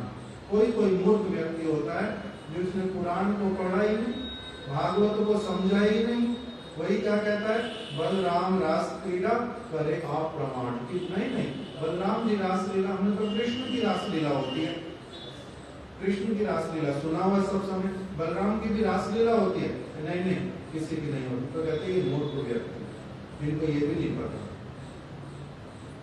तो जैसा भी हो, तो आज बलराम जी की क्या थी, रास पूर्णिमा, उसको हमने कुछ श्रवण किया। कृष्ण की भी आज बसंत रास पूर्णिमा, वो भी साथ में थोड़ा सा हमने सुन लिया।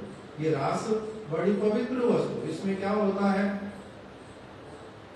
इसमें गान करते हैं। ऐसे वाला गान जितने सारे लोग होंगे, सबका एक ही शब्द होता है, एक ही तान होती है, एक ही मूर्छना आती है, एक ही लय होती है, उसमें ताल भी एक ही होता है। चलते हैं, जब नृत्य करते हैं, ताल के साथ में ताल मिला करके चलते हैं।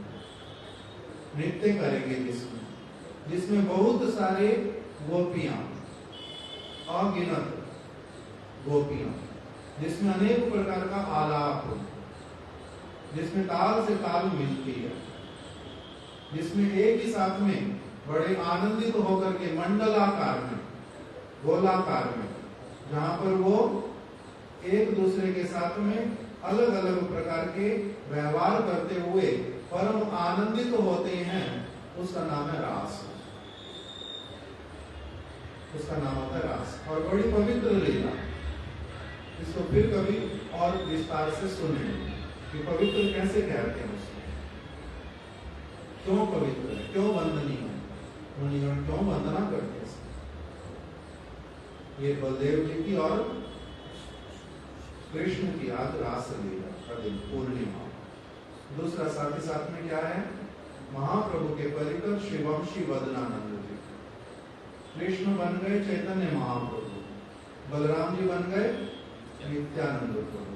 कृष्ण की वंशी है अत्यंत प्रिय, त्रिभुवन मनसाकर्षी, वंशी बल पूजिता, त्रिभुवन को आकर्षित करने वाली, गैयाओं को खाना छुड़वा देती है। जैसे ही वंशी का शब्द पड़ता है गैयाओं के कान में, गैया क्या कर देती है, एकदम से कान जिस तरफ चले गए उसी तरफ एकदम से अपने कान को खड़े करके केवल उसी तरफ देखती हैं, कान को सुनाती हैं, वंशी की ध्वनि मंत्र मुग्ध हो जाती हैं, खाना भूल जाती हैं। बछड़े जिस अवस्था में होते हैं वहीं के वहीं रह जाते हैं। कोकिल मयूर नृत्य करने लगते हैं, जमुना जी उल्टी बहने लगते हैं। गिरिराज गोवर्धन माखन के जैसे बन जाते हैं। लताएं पताएं प्रफुल्लित हो उठती हैं, वायु धीर समीर होकर के प्रवाहित होती है। गोपियों के कान में पड़ती है, गोपियां कैसी हो जाती हैं? उनके कान में वंशी ध्वनि गई, उनको कुछ और सुनाई देना बंद हो जाता है, जैसे कान के पर्दे ही बंद हो गए। उस स्थिति में अगर कोई आकर के बोलता है कि आपने दूध निकाल लिया, वो अभ्यास वश क्या बोलती हैं? हाँ हाँ मैंने विश्राम कर लिया। सुना ही नहीं, कान शब्द में जाता नहीं वंशी ध्वनि सुनने से, मंत्र मुग्ध हो जाती हैं। लक्ष्मी वैकुंठ लोक से आकर्षित होकर के भ्रमण करते करते इतना सुंदर शब्द कभी सुना ही नहीं। हिरण वन वन में से निकल आते हैं, कृष्ण को आकर के घेर लेते हैं हिरणी हिरणिया। इसलिए उनकी वो जो वंशी वो कैसी वस्तु है? चेतनमय वस्तु। इसलिए बताया यहाँ पर हम केवल अपने आप को तो क्या देखते हैं? हम चेतन हैं। और पत्थर कैसा है? अचेतन है। लकड़ी कैसी है? अचेतन है। हजारों वस्तुएं यहाँ पर क्या है? अचेतन। और हम क्या है? चेतन। किंतु भगवान का धाम कैसा है? वहां पर बोलते हैं चिंतामणि प्रकर सदमशु कल्प वृक्षा लक्षा विदेश सुरवीर अभिपालयंतम लक्ष्मी सहस्त्र सत संभ्रम से विमानम गोविंदम आदि पुरुषम त्वमहं भजामि। वहां का रज का कण भी बोलता है, खाता है, चलता है, उठता है, बैठता है। नदी भी, पर्वत भी, लता भी, पता भी, पक्षी भी, कीट भी, सर्प भी, प्राणी भी, सारे के सारे चेतन, चंद्र भी, सूर्य भी, कोई एक वस्तु नहीं। वायु उसका भी स्वरूप है। कोई भी वस्तु अचेतन नहीं। भगवान की सेवा के लिए अलग अलग रूप धारण करते रहते हैं।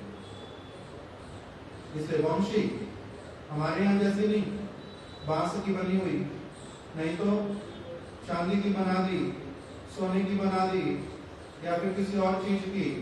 उस वंशी केवल वो नहीं है। वंशी मतलब भगवान की एक अत्यंत प्रिय सखी, उसका स्वरूप है अपना, अत्यंत सुंदर। वो भगवान की जो वंशी,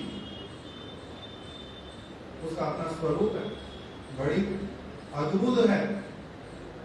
कृष्ण से एक मुहूर्त के लिए अगर राधा रानी ले लेती हैं, छिपा लेती हैं, गोपियां छिपा लेती हैं, एकदम से छटपट कर उठते हैं जिसके लिए। रात को सोते समय भी, नहाते समय भी कभी जिसको छोड़ते नहीं, सब समय अपने साथ में रखते हैं। और गैयाओं को, सबको उसके द्वारा क्या करते हैं? अपने सारे काम वंशी से करते हैं। वो चेतन वस्तु।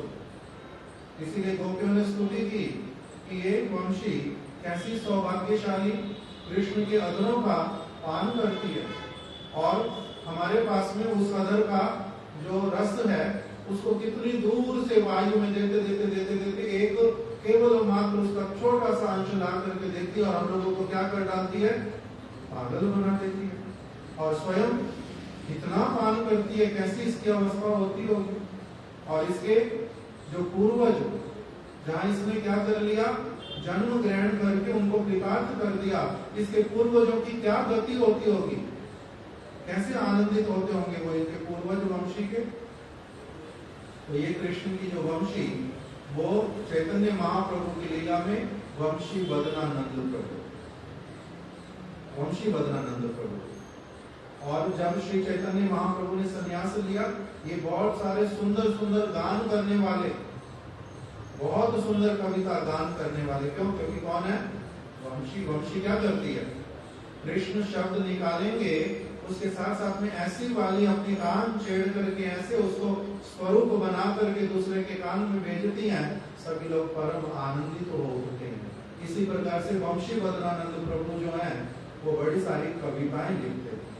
महाप्रभु ने जब संन्यास लिया इनको एक सेवा दी जाते जाते, मेरे घर में मेरी माता वृद्धा है, मेरी पत्नी युवती है, घर में और कोई पुरुष नहीं है, इसलिए आप इनके साथ में रहना, आप इनकी सेवा करो। इनको छोड़ करके गए थे और कह करके गए थे कि आप क्या करना, इन दोनों की सेवा करना। तो वंशी बदनानंद प्रभु सब समय शची माता के घर पर रहते थे। ईशान ठाकुर और वंशी बदनानंद, ये दोनों प्रभु शची माता और श्री विष्णु प्रिया की सेवा करते थे। जब महाप्रभु ने संन्यास लिया तब इन्होंने एक गान लिखा बड़ा विलाप करते हुए, क्योंकि वंशी को कृष्ण कहाँ छोड़ करके चले गए थे, ब्रज में, आगे लेकर के गए नहीं थे।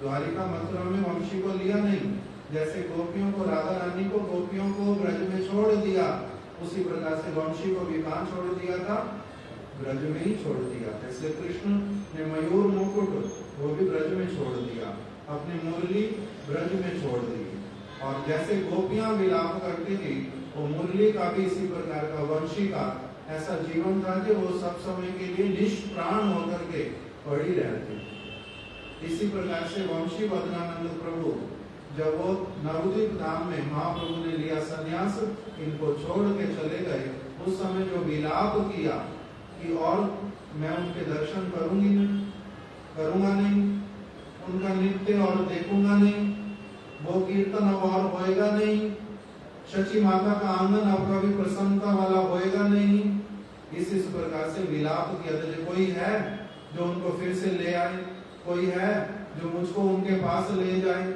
इस प्रकार से इन्होंने विलाप किया। तो आज वही वंशी बदनानंद प्रभु का भी क्या है, शुभ आविर्भाव दिवस। श्री श्यामानंद प्रभु का हम लोगों ने श्रवण किया हुआ है पहले। श्यामानंद प्रभु स्वरूपता कौन है, प्रिय नर्म सखा। इनके लिए बताया कि ये सुबल सखा जो है ब्रज में कृष्ण के सखा सुबल के जो सुबल के ऐसे वाले सखा जो उनकी क्या करते हैं, सेवा करते हैं, उन सुबल की सखाओं की भी सेवा करने वाले श्री श्यामानंद प्रभु। सुबल सखा बने गौरीदास पंडित, और सुबल सखा के जो बहुत अच्छे सखा सेवक वो बने हृदय चैतन्य, और श्यामानंद प्रभु जो उनके भी सेवक वो बने, पहले इनका नाम इनके माता पिता ने रखा था दुखी, इसलिए क्योंकि इनके माता पिता की संतान बहुत सारी शरीर छोड़ देती। तो जब ये गर्भ में आए तब उन्होंने क्या कहा भगवान को कि हे प्रभु, हम इस बालक को आपकी सेवा में दे देंगे, हम अपने पास रखेंगे नहीं, आप इसको किंतु जीवित रखना, इसका मृत्यु ना हो। अगर बालक की मृत्यु होती है माता पिता के सामने, इसका मतलब माता पिता महापापी, इससे हमारे बालक की और हमारे सामने मृत्यु ना हो, आपकी सेवा में ही लगे। ऐसे उन्होंने प्रार्थना किया, तब इनका जन्म हुआ। तो बड़े दुख के साथ में इन्होंने पालन पोषण किया कि अभी मर तो नहीं जाएगा, ये भी तो नहीं मर जाएगा हमारी और संतानों की तरह, और संतानों की तरह ये मर तो नहीं जाएगा, इसलिए दुखी होकर के सब समय पालन किया था। इसलिए नाम भी रख दिया था बालक का ही दुखी। बाद में इन्होंने गौर नित्यानंद प्रभु की कथाएं सुनते सुनते उनके प्रति बड़ा प्रेम उत्पन्न हो गया, और उनकी कथा सुनते सुनते रोते थे, भजन करते थे कृष्ण का, गीता सुनते थे, भागवत सुनते थे। इसलिए जब थोड़े बड़े हो गए, पढ़ लिख गए, योग्य हो गए, तब माता पिता ने अपनी आप से इनको कहा, पुत्र कृष्ण मंत्र में दीक्षा लेनी चाहिए, भगवान का भजन करना चाहिए, गुरु धारण करना चाहिए, उनके अनुसार चलना चाहिए। इसलिए तुम अभी क्या करो, सदगुरु के चरणों का आश्रय करो। हमारे साथ में सब समय रहना नहीं, केवल शरीर के मोह आसक्तियों में पड़े रहना नहीं। अपनी आप से इनके माता पिता ने इनको कहा था, और इन्होंने जाकर के फिर कालना नामक स्थान पे वहां पर चरणाश्रय किया था हृदय चैतन्य प्रभु का। बाद में उन्होंने ही फिर इनकी उच्च शिक्षा के लिए जीव गोस्वामी जी के पास वृंदावन में भेज दिया था, पत्र लिख के भेजा था, हे जीव गोस्वामी जी, आप मेरा ये बालक मेरा शिष्य, आप इसको अपना शिष्य मान करके इनका अच्छी तरह से पालन पोषण करना। इनको वृंदावन में भेजा। जीव गोस्वामी जी ने इनको सेवा प्रदान की, कुंज निकुंज में झाड़ू लगाना है सभी। इनके ऊपर राधा रानी ने कृपा की थी, उनका नूपुर मिला था इनको, उसी नूपुर को इन्होंने मस्तक पर लगाया था, वो सब समय के लिए इनके मस्तक पर चिन्ह बन गया था। इनको ही ये वाली सारी चीज देख करके जीव गोस्वामी ने इनका नाम परिवर्तित किया था। पहले नाम था दुखी, गुरु जी से दीक्षा हुई, नाम मिल गया दुखी कृष्णदास। फिर जीव गोस्वामी ने जब देखा इनके प्रति तो राधा रानी की इतनी अधिक प्रसन्नता, इनको नुपुर दे दिया, अपना नुपुर इनके ऊपर कृपा करके दे दिया। इस जीव गोस्वामी ने इनका नाम रखा श्यामानंद। तब से इनका नाम पड़ गया श्यामानंद। कोई कोई व्यक्ति इस स्वामी का हमारे गुरुदेव की निंदा करते थे, इसलिए स्वामी महाराज जी ने नाम दिया अपनी एक शिष्या को यदुरानी, और गुरुदेव ने उनका नाम क्या दे दिया, श्यामा रानी। तो ये क्या करते हैं, अपने जिन गुरु जी की स्वामी महाराज जी को बोलते हैं शिक्षा गुरु है, शिक्षा गुरु ने जिसको नाम दिया उसका नाम परिवर्तन कर दिया। ये हमारे स्वामी महाराज जी को छोटा दिखाना चाहते हैं, किंतु गुरुदेव ने कहा नहीं, तुम लोग बहुत जगत की बुद्धि वाले पागल लोग हो। देखो जीव गोस्वामी ने किसी विशेष कारण से अपने हृदय की प्रसन्नता से दुखी कृष्णदास का नाम, कृष्णदास नाम हो गया दुखी कृष्णदास, तो उसका नाम क्यों परिवर्तित कर दिया था श्यामानंद कह करके? क्या उससे कुछ दोष होता है? हमारी गुरु परंपरा में इस प्रकार का नियम, इच्छा होने से कोई गुरु बड़ी प्रसन्नता पूर्वक किसी के लिए ऐसा कर सकता है। तो इसलिए जैसे श्यामानंद जी का नाम जीव गोस्वामी ने कृष्णदास से क्या कर दिया, श्यामानंद। हमारे गुरुदेव ने यदुरानी माता जी का नाम क्या कर दिया, श्यामा रानी जी।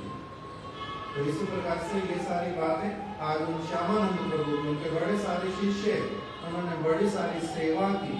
सबसे पहले प्रचार कार्य करने के लिए इनको भेजा गया था। ये जीव गोस्वामी जी के, श्यामानंद प्रभु और नरोत्तम दास ठाकुर, श्रीनिवासाचार्य, इन तीन लोगों को प्रचार में भेजा था। बड़ा अच्छी तरह से कीर्तन करते थे, बड़े प्रेम से कीर्तन करते थे। इन्होंने बहुत सारे जीवों को महाप्रभु की और षड गोस्वामियों की शिक्षा में शिक्षित किया था। इस प्रकार का इनका भी आज शुभ आविर्भाव दिवस। अभी प्रभुपाद जी के शिष्य श्री भक्ति विलास भारती गोस्वामी महाराज, उन्होंने एक विशेष सेवा उनकी जो महाराज जी बताते थे, मैं केवल वही बता दूंगा। उनका मठ है श्रीराम मायापुर में। गंगा का घाट पार होते हैं, नवद्वीप से जब आते हैं, बिल्कुल पहले दूसरा मठ ही उनका आता है, श्री भक्ति विलास भारती गोस्वामी। उनके मठ के बाहर ही सबसे पहला एक बहुत बड़ा हनुमान जी का विग्रह लगाया, इसलिए उनका आविर्भाव, हनुमान का आविर्भाव एक ही, इसी भावना के साथ। वहां पर देखो हनुमान जी का बहुत बड़ा मूर्ति सबसे बाहर में देखा, वो तो सुंदर को स्मरण है, तो हनुमान जी की मूर्ति वहां पर। तो जैसा भी हो, आज उनकी आविर्भाव थी, इसलिए उन्होंने उनका क्या बता रहा था, प्रभुपाद जी के जाने के बाद में जब मायापुर कुछ विकसित हो गया, सड़क बन गई, लोग आने जाने लगे, बहुत सारे लोगों का आना जाना होता, तो वहां पर कुछ लोगों ने अंडे की रेडियां लगानी शुरू की।